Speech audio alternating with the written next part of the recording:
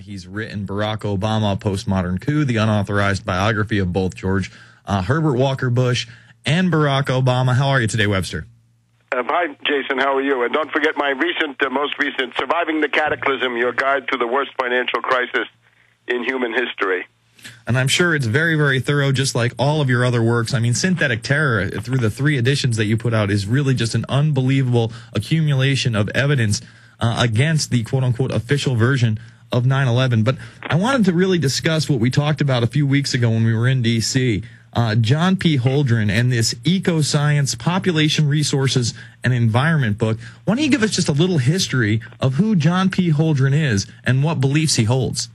Well, the general heading here is, of course, the presence of a genocidalist current, which is quite strong inside the Obama administration. And I think you can't address these healthcare debates without bearing in mind that there are people in the Obama White House today that have gone on record publicly advocating what amounts to genocide, what amounts to Nuremberg crimes, high crimes against humanity under the Nuremberg precedents of 1945, 1946. And you've got to bear in mind that whatever law is passed, whatever the details of any bill might be, the people writing that law into regulation, right? The law is one thing, and then it's got to be translated into detailed regulations for the operation of a federal agency or something like this. Plus the people that would then be sitting on these boards. If we look at the kind of people that get appointed to the White House, you get the 44 czars. How many of the 44 czars in the Obama White House are in fact genocidalists? I think quite a few. And we should go through the entire list. But if you want to start with Holdren, that's a good place to start. John P. Holdren is currently the official special assistant to the president for science and technology. He's the chairman of the White House Council on Science and Technology, and also the president's committee on science and technology. So this is a very important post. So you go back and look at this guy. We got his writings out, as you know. We went through them, and we go back to 1977. I have here the 3rd edition of his book Ecoscience, which he co-authored with Paul Ehrlich and Ann Ehrlich, both of Stanford, and John P. Holdren is a contributor. So whatever is said in the book is approved by John P. Holdren. So what we find here is somebody who openly announces that he's a neo-Malthusian. In other words, he embraces the doctrines of Reverend Thomas Malthus, who was the official ideologue of the British Empire in the 19th century. The guy was an ideologue of genocide. He was the one who got the poor assistance to British paupers lifted, so they died by the tens of thousands. And he also superintended the looting of India, leading to famines that killed many, many millions, all during the 19th century. So he says, I'm in that tradition. I'm with Malthus, and we might as well say also with Jeremy Bentham, the utilitarian, because you'll see that coming back in a lot of these arguments. So he basically says the root cause of all the problems of the human condition is overpopulation. The world is overpopulated. Why is it overpopulated?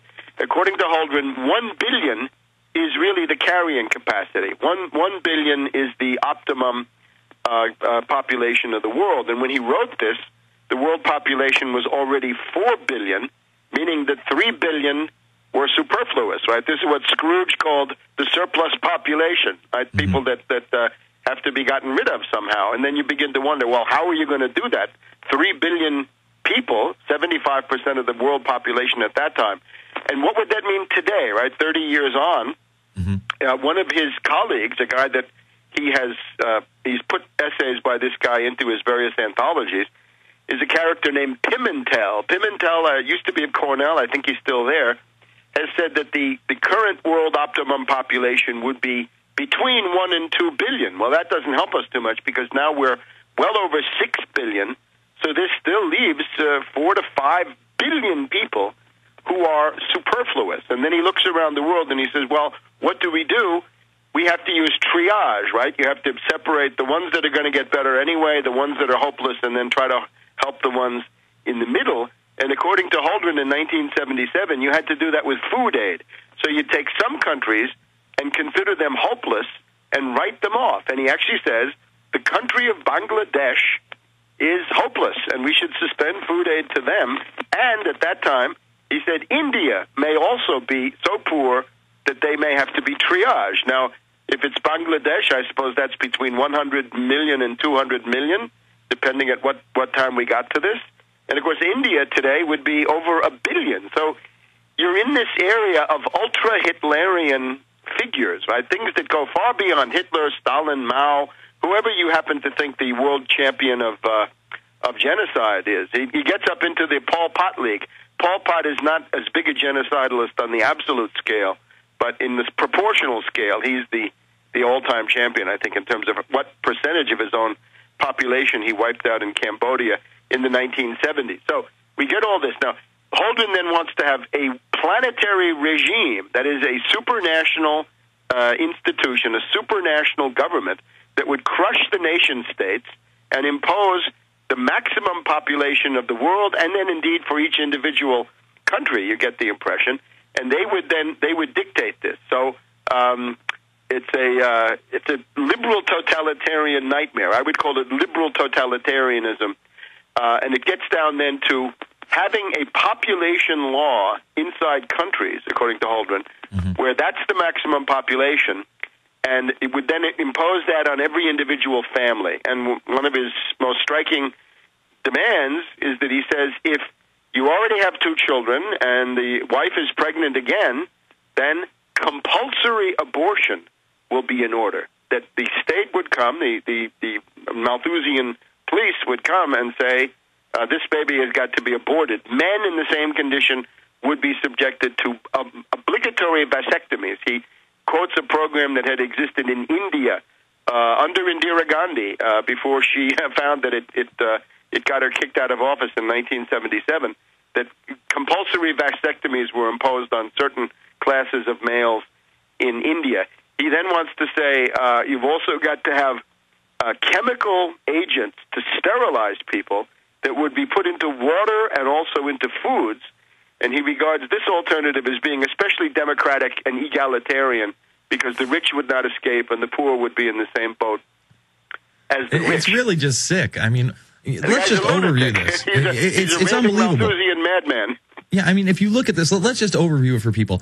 Back in the 70s, this man wrote a publication in favor of the genocide of over 1 billion people through means of starvation and then mass sterilization through its water supply and food supply. This is pure insanity, and this is a guy who is really at the top echelons of this administration right now.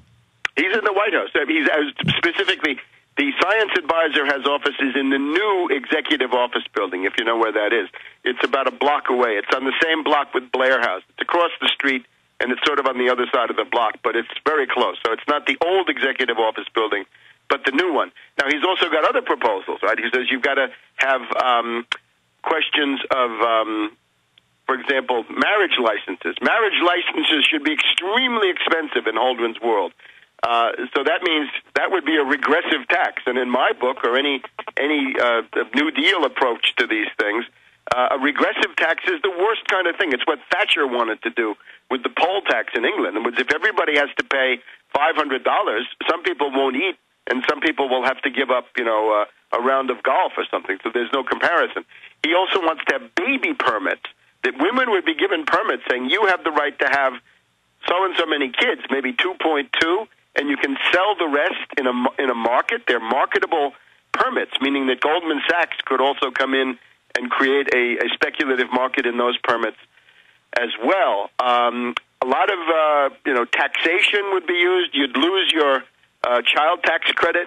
You'd lose your exemption for children if you had too many. If you went over 2, you would find that public education would no longer be free, but you'd have to pay for the public school.